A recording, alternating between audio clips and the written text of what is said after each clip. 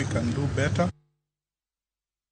Riwruoge mang'iyo ratiro mag joma mine Kaunti ma Siaya ochako keto itim chenro mar sirikal mar bero ngima rowere e weche nyodo kokalo e skunde kod kuonde thieth ma pacho ka kaka yor dwoko chien iye ma ohiu lwenje mag kit chwech kaachiel kod medruok kute mag ayaki. Riwruogego ka oriwore kod sirikand Kaunti ma Siaya kokalo e migawo mar thieth kod sir mar Fawe Kenya oriwore mar tiego rowere manyiri e ng'eyo ratirogi e weche nyodo kod thieth. Ka oloso e romo e magawa moro e kar chung'o bura ma Alego Usonga, koordinata mar thieth Ezekiel Ojwang olero ni gigeto dwoko chien kwana mar iye ma ohiu masani ochopo 21% e Kaunti ma Siaya.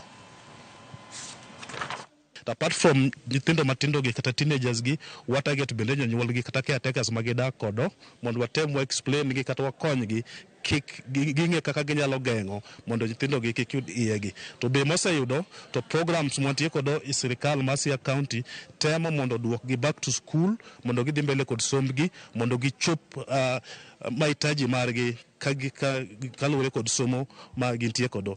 Ng'enygi wapuonjogi about growth and development, be ipuonjogi about menstrual cycle, ipuonjogi about how they can prevent HIV and STIs. Sani watemo loso policy moro miluongo ni response and prevention to gender and sexual based violence mabiro konyowa mondo wabed gi structure maber ma wanyalo address go ka nyathi omako ich o ka ng'ato nindo gi nyathi wanyalo timo nang'o.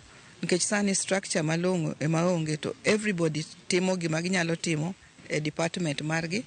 We are supposed to cover 25 schools. So far we've covered 10. So it's 15 to go. We are supposed to cover the whole 6 sub-counties of Siaya counties. We've covered 4. So we have 2 to go. So maybe before the end of the year, we should be done with the rolling out of the guide. Jo hala mawuok Wang'arote Isabel County maseme yuagore